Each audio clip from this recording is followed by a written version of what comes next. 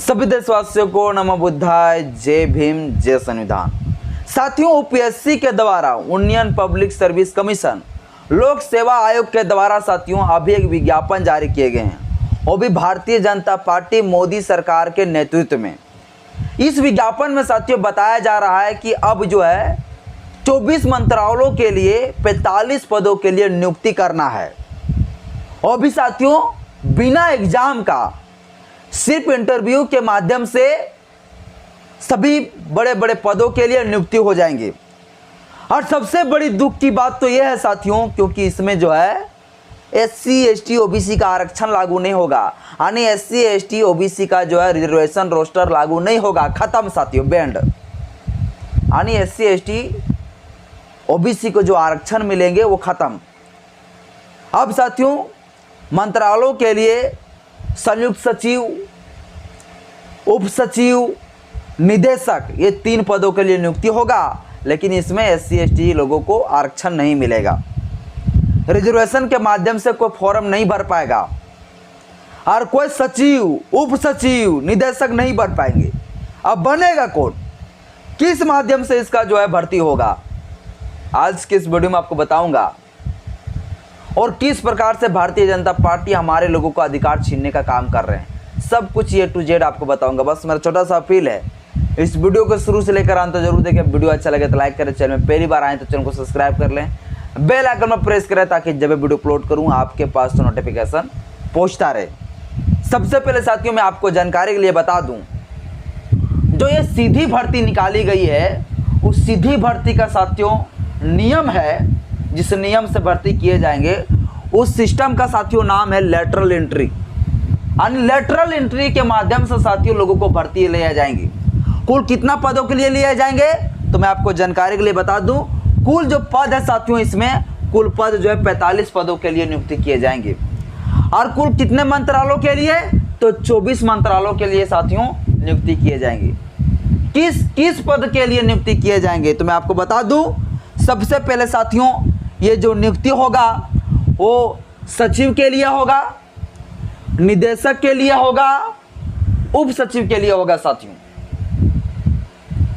इसमें प्रक्रिया ये होगा भाई कि भारत के वैसे वैसे लोग इस भर्ती के लिए आवेदन कर पाएंगे जो भाई राज्य सरकार में कोई कार्यरत अधिकारी हो, वो भर पाएंगे।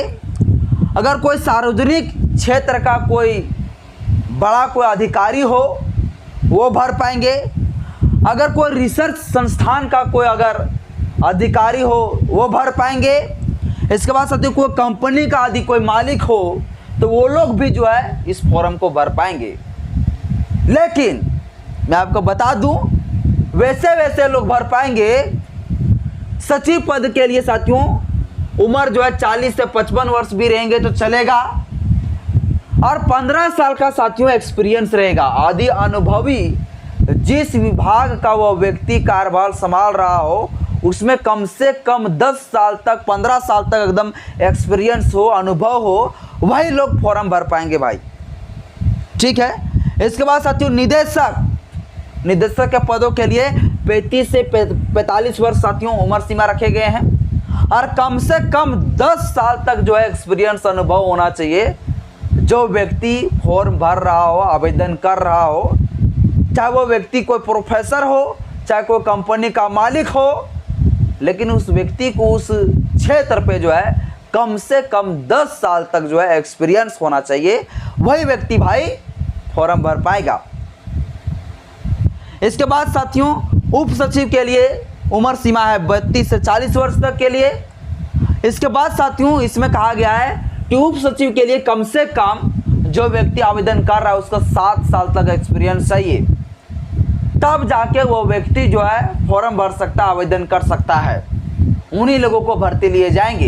ये साथियों मैंने आपको बताया इस प्रक्रिया से होगा। इसके लिए क्या क्या लिमिट है, इसकी योग्यता क्या है, ये मैंने आपको बताया। यानी कोई कंपनी का भी मालिक हो वो भी भर सकता है, कोई रिसर्च संस्था वाले वो भी भर सकता है, कोई सार्वजनिक का कोई बड़ा कार्यभार संभालने वाला व्यक्ति वो भी भर सकता है, और कोई सरकारी अधिकारी अगर कोई हो भाई तो भी भर सकता है। लेकिन बशर्ते उसको क्या चाहिए, अनुभव चाहिए। सचिव के लिए 15 वर्ष, निदेशक के लिए 10 वर्ष तक एक्सपीरियंस, उप सचिव के लिए साथियों 7 वर्ष।